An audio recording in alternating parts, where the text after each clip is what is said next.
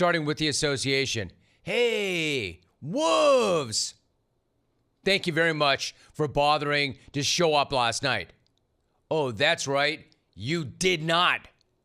That game, that elimination game was over, and you were eliminated before it even started.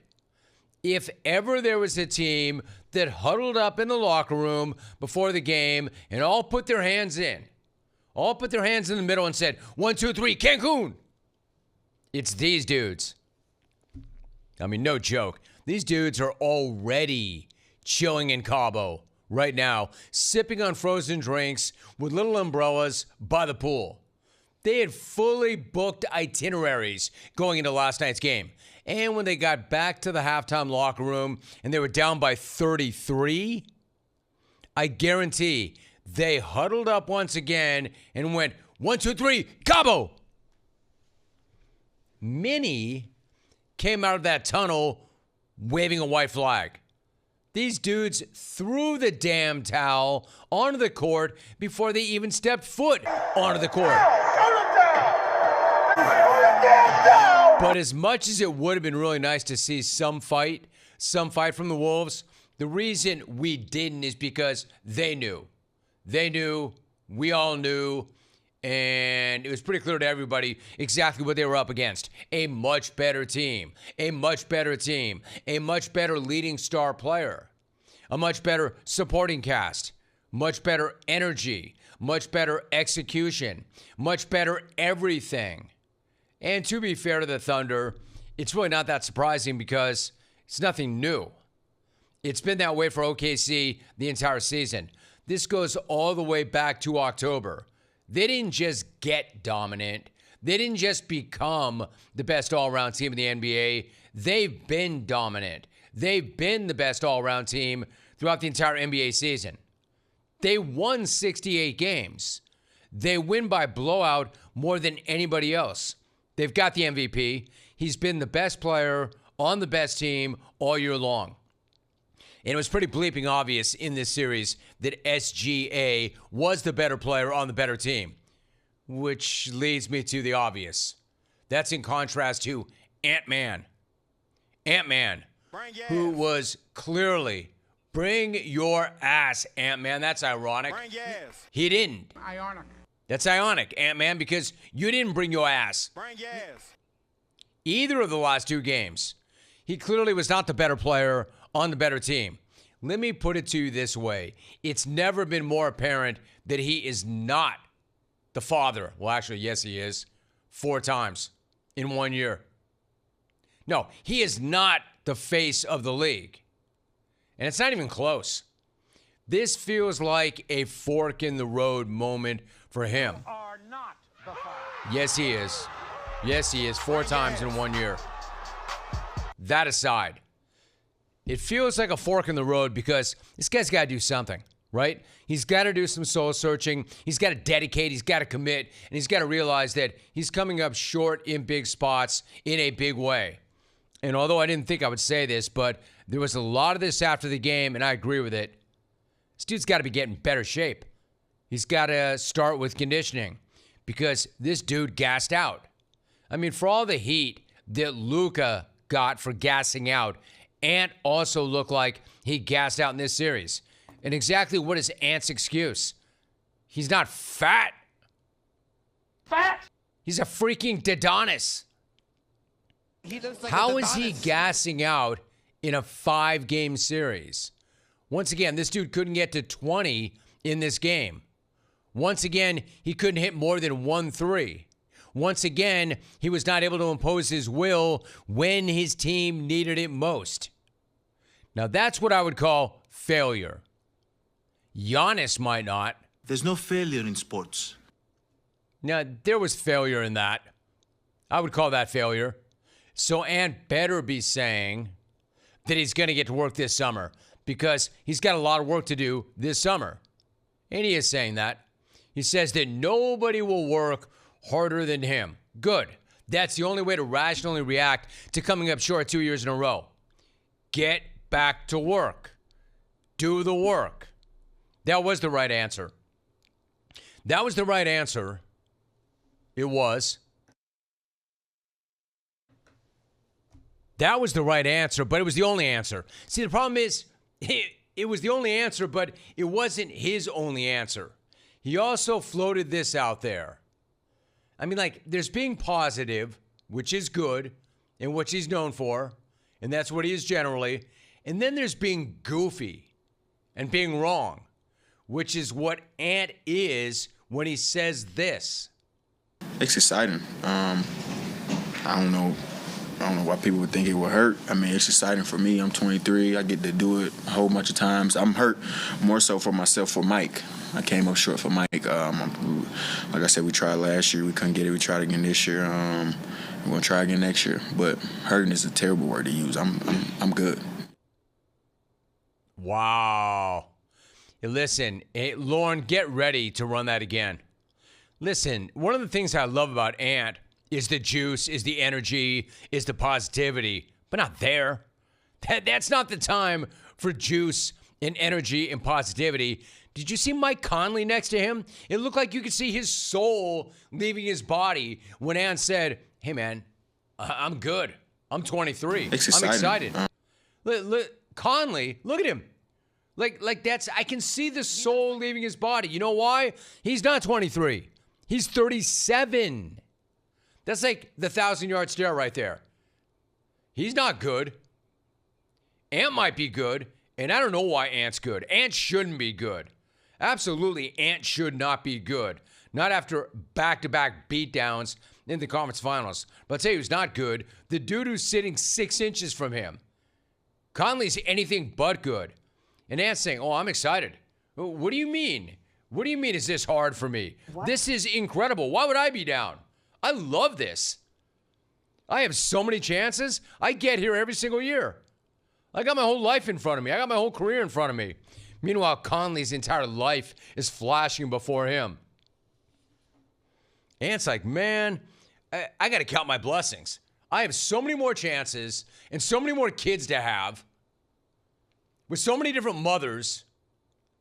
And Conley, does Conley look excited? Roll that again, Lauren. Oh, wait. A little longer. You know what, Lauren? Never mind. Don't roll it again. Excited? Excited about what? Getting worked in back-to-back conference finals. That's exciting to you? How? Why? What are you even talking about? These are not exciting times, Ant. These are gut-wrenching times. What are we doing here? At least they're supposed to be. You really don't know why people would ask you if it hurts to lose back-to-back years in the conference finals? You really don't get that? You don't understand why they're asking you that? Huh? But you're excited about it. Sure you're not. At least you better not be. First, Rudy Gobert tells us the object of basketball is not to score 30 points. Yeah, especially Gobert last night. I know you know that, bro. You absolutely live by that motto. That is your personal mantra. That's your credo. Rudy, did you even score 30 in the whole series? I know you believe that when you say that. The object of basketball is not to score 30 points. Yet no doubt, Rudy, unless you're playing the Lakers, who don't have anybody over the size of 6'2" guarding you. That's rich. Anyway, so Rudy is trying to tell us before the game that the object of basketball is not to score 30. And now Ant is calling it, quote, exciting to get knocked out in the conference finals in back-to-back years. Man, I'll tell you what. You dudes ain't right. You dudes don't sound right. You dudes ain't right. Did you dudes both walk into a camera like I did once before in this studio? If you can, Lauren, even though you hung me out already, can you roll that for the good folks? Yeah, I knew you'd have that one ready, Lauren. That's me. Get ready to show that again. This is me. Put that on a loop. I don't care. This is me smashing into a camera in the studio. Look at me. Bam! That's the camera shaking if you're watching on the thread. Bam! On the stream. Ooh, that hurt. So my point is, I wasn't right for like a week after that. Honestly, I was not right mentally for like a week after that. I had to have been concussed. These two dudes don't sound any more lucid than I didn't sound. When the crew left the camera right there on purpose, knowing that I would slam right into it. Thanks a lot for that, Alvy. XR4TI. Great looking out, y'all. Dude, no. I was trying to put that on CBS New York because they were the ones that positioned the cameras back in the day. Thanks for that, CBS, back in the day. Anyway, yo, bros, let me help you out because my head has since cleared. Yours hasn't. Ant, Rudy, my head has since cleared. The object is winning. The object is not laying down in an elimination game so the opposition can repeatedly stomp on your melon. What I'm saying is, Ant, you did not deliver in that series. And that's really why it should hurt. It should hurt. What do you mean? Why are you asking me if it hurts? It feels great. That's what he said. He's excited. My man, I'll tell you why it should hurt. Because you did not get it done, and you can do better. Ant's got more in his bag than he pulled out in this series. He could be better. He should be better. And that's why he needs to get back to work. And it's why we're all assuming that it hurt. Because he failed. Because he could have done better. That hurts, right? Not Ant. It should hurt because you know what? The guy actually let his teammates down and himself down. And we'd assume that it would hurt. I'm not even saying that they should have won. I'm saying that he could have done a lot better and should have done a lot better. How can you tell me a beatdown in an elimination game like that doesn't hurt? It better. It should. You see, OKC is not confused at all by any of this. They don't seem remotely perplexed or confused about what they're doing or what they're focused on. They get it. They understand. Their MVP has had no problem imposing his will on these massive games. And also, I just want to give a quick shout out to their head coach since I give Rick Carlisle so much love. Rick absolutely deserves all that, but so does Mark Daigneault. Daigneault is not a household name, but he's done an amazing job in managing all these pieces, all this depth, and all these options, and the youth of this team. And I love the moment that he had on the podium last night when he summed up his team while they were covering him in towels.